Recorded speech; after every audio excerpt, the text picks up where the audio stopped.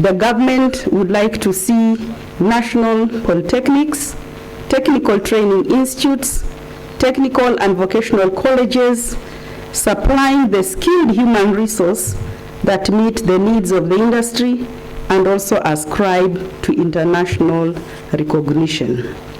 In this regard, the government has increased the number of TVET institutions from 52 in 2013 to 238 in 2021 at a cost of Kenya shillings 10.6 billion.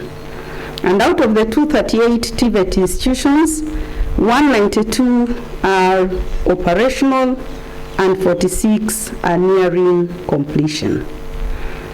Due to the Kenya shillings 10.3 billion capitation government grants and the Kenya shillings 11.1 billion HELB loans to TVET trainees since 2019, there has been an increase in enrollment from 55,945 in 2013 to 249,316,000 in 2021. I wish to take this opportunity to thank the Ministry for the commitment in promoting vocational and technical training.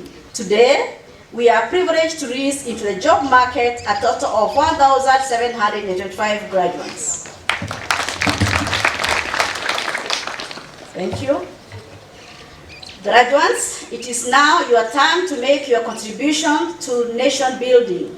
As you graduate today, consider yourself successful as you have been well prepared to have a head start in your career.